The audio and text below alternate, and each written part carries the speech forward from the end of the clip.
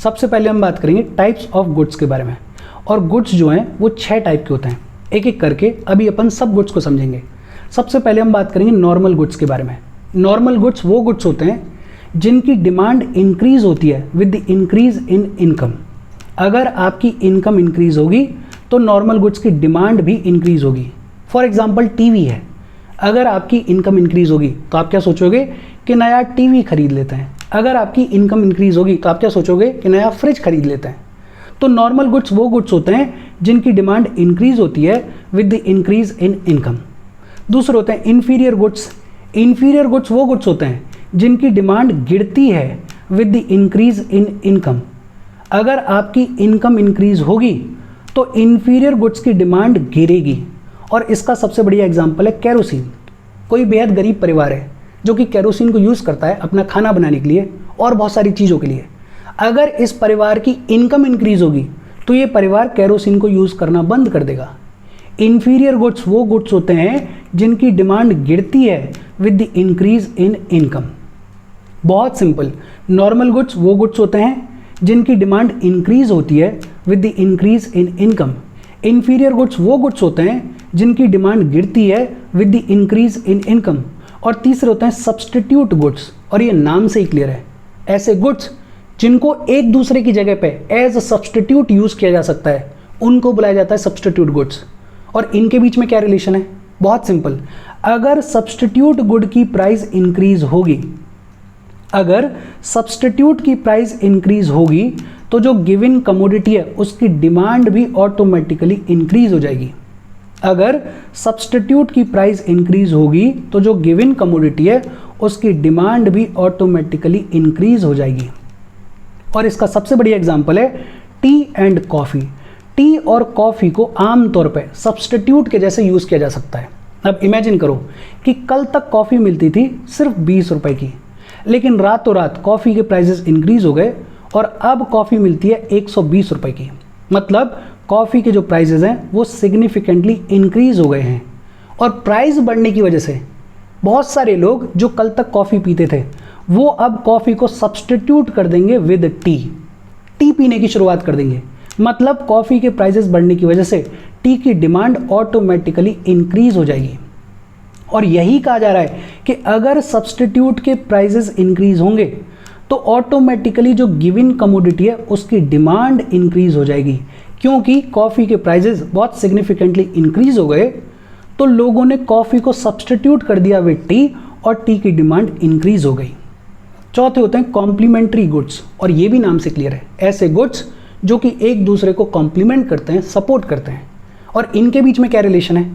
अगर complementary good की prices increase होंगी, अगर कॉम्प्लीमेंट्री गुड की प्राइस इंक्रीज होगी तो जो गिवन कमोडिटी है उसकी डिमांड ऑटोमेटिकली डिक्रीज हो जाएगी। ध्यान देना कि अगर कॉम्प्लीमेंट्री गुड की प्राइस इंक्रीज होगी तो जो गिवन कमोडिटी है उसकी डिमांड ऑटोमेटिकली डिक्रीज हो जाएगी। और इसका सबसे बढ़िया एग्जांपल है पेट्रोल और बाइक।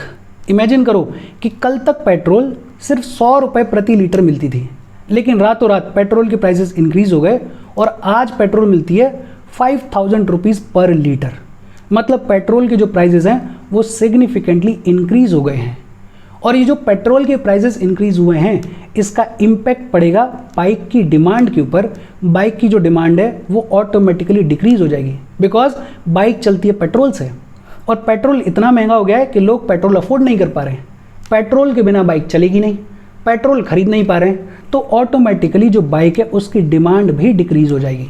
और यही कहा जा रहा है कि अगर कॉम्प्लीमेंट्री गुड की प्राइस इंक्रीज होती है तो जो गिवन कमोडिटी है उसकी डिमांड ऑटोमेटिकली डिक्रीज हो जाती है। बहुत सिंपल, एक बार फिर से देखते हैं।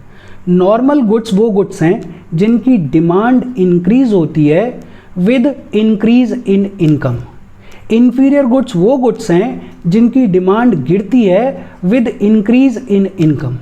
सब्सटीट्यूट गुड्स के बीच में क्या रिलेशन है कि अगर सब्सटीट्यूट की प्राइस इंक्रीज होगी तो ऑटोमेटिकली जो गिवन कमोडिटी है उसकी डिमांड भी इंक्रीज हो जाएगी। और कॉम्प्लीमेंट्री गुड्स के बीच में रिलेशन क्या है कि अगर कॉम्प्लीमेंट्री गुड की प्राइस इंक्रीज होगी तो जो गिवन कमोडिटी है उसकी डिमांड ऑटोमेटिकली नीचे गिर जाएगी। फिर इसके बाद बात आती है गिफिन गुड्स। गिफिन गुड्स को अपन असेंशियल गुड्स बुला सकते हैं। क्या बुला सकते हैं? Essential goods. और गिफिन गुड्स के केस में क्या होता है कि अगर प्राइस बढ़ भी रही होगी तो भी डिमांड इंक्रीज होगी। फॉर एग्जाम्पल वर्ल्ड वॉर 2 के दौरान महंगाई खूब सारी आई। महंगाई आई तो सभी चीज़ों के जो प्राइसेस हैं वो बढ़े, ब्रेड के भी प्राइसेस बढ़े, लेकिन ब्रेड के प्राइसेस बढ़ने के बावजूद ब्रेड की डिमांड भी बढ़ती रही। क्यों? क्योंकि ब्रेड का जो ऑल्टरनेटिव फूड हो सकता था जैसे मीट, वो और ज़्यादा महंगा था। तो ब्रेड इतना असेंशियल है कि प्राइसेस बढ़ने के बावजूद भी उसकी डिमांड बढ़ रही थी। फॉर एग्जांपल पोटैटो, इंडिया में बहुत सारे लोग आलू खाते हैं, ज़्यादातर लोग आलू खाते हैं। अब अगर आलू के प्राइसेस बढ़ रहे हैं तो बढ़ने के बावजूद भी इसकी डिमांड इंक्रीज होगी, क्योंकि जो ऑल्टरनेटिव हो सकता है आलू का वो उससे भी ज़्यादा महंगा है। तो गिफिन गुड्स वो गुड्स होते हैं जिनकी प्राइस बढ़ने के बावजूद भी डिमांड इंक्रीज होती है। और लास्ट है वेवलिन गुड्स। वेवलिन गुड्स के केस में भी अगर प्राइस बढ़ेगी तो इनकी डिमांड भी इंक्रीज होती है, लोग और ज़्यादा इनको खरीदते हैं। For example branded clothes, for example iPhone.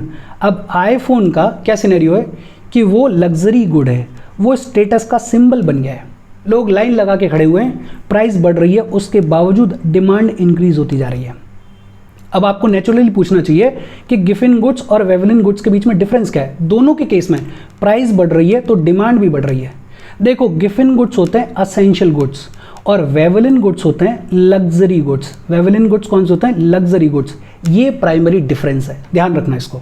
इससे पिछले वाले सेशन में हमने लॉ ऑफ डिमांड के बारे में पढ़ा था, और लॉ ऑफ डिमांड क्या कहता है कि अगर किसी कमोडिटी की प्राइसेस इंक्रीज होती हैं तो उसकी डिमांड ऑटोमेटिकली नीचे आ जाती है, और वाइस वर्सा भी ट्रू है।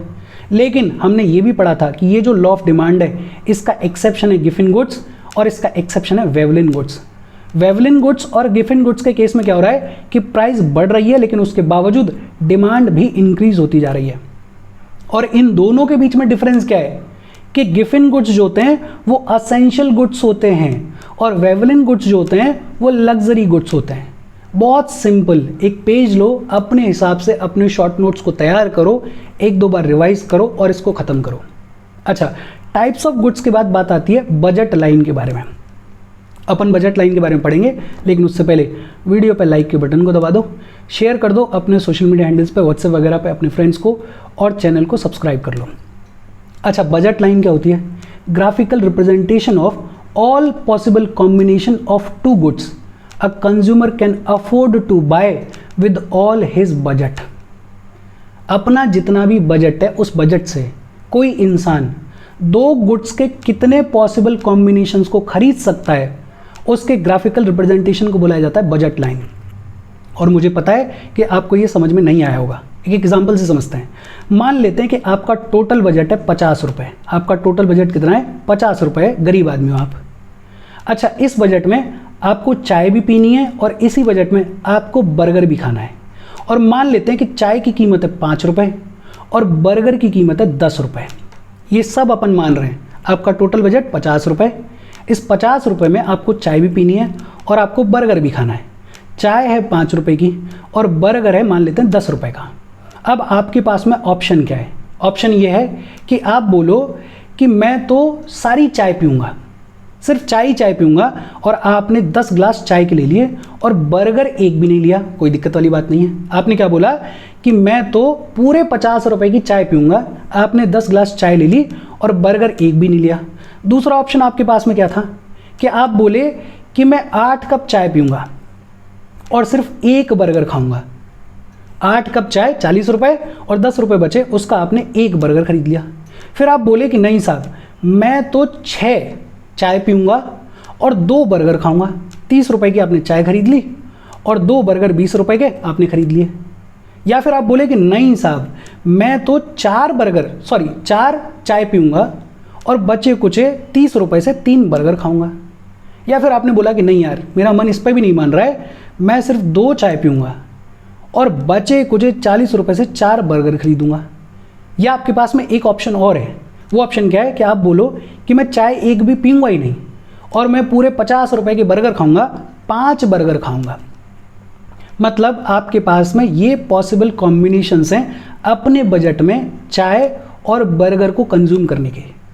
अब इसको आप ग्राफ में प्लॉट करोगे, देखो 10 जीरो ये रहा पॉइंट, 8 1 ये रहा पॉइंट, 6 2 ये रहा पॉइंट, ऐसे ही 4 3 ये रहा पॉइंट, 2 4 ये रहा पॉइंट और 0 5 ये रहा पॉइंट।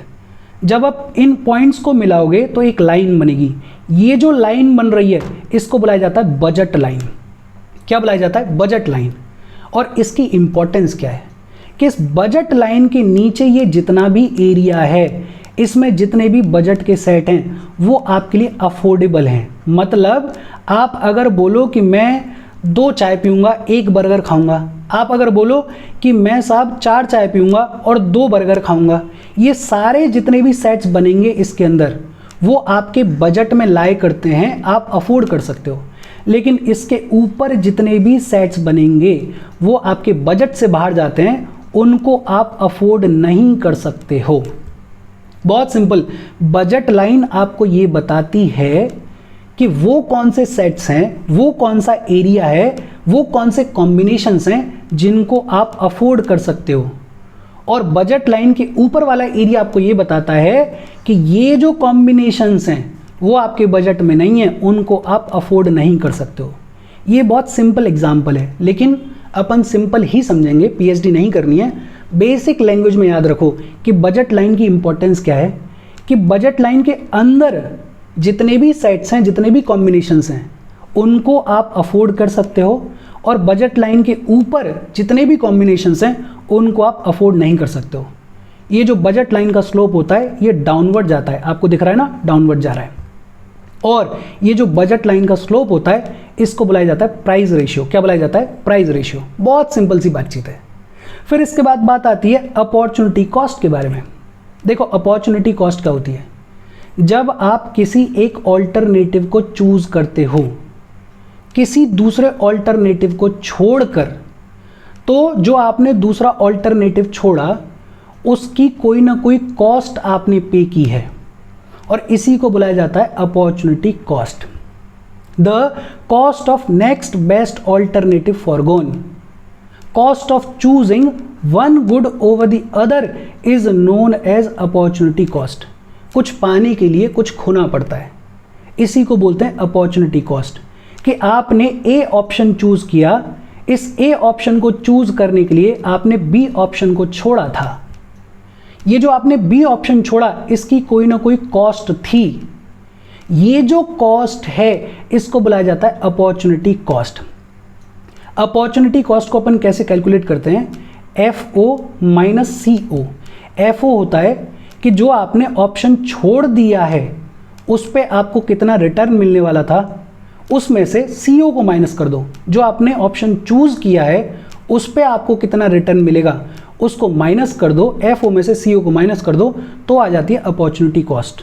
अगर अभी भी समझ में नहीं आया तो इस एग्जाम्पल से चीज़ें समझ में आएंगी। देखो आपको ये बोला गया कि आप सैटरडे और संडे को काम कर लो, अगर आप काम करोगे तो आपको 3000 रुपये पेमेंट मिलेगा।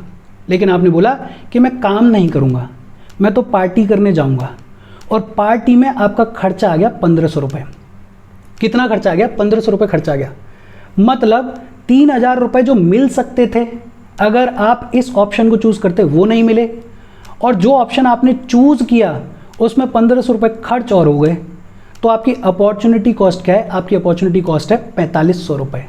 कि 3000 वो रुपए जो कि आपको मिल सकते थे अगर आप ऑप्शन 1 को चूज़ करते वो चले गए, और क्योंकि आपने ऑप्शन 2 आपने पार्टी करना चूज़ किया तो खर्चा हो गया 1500 रुपये का।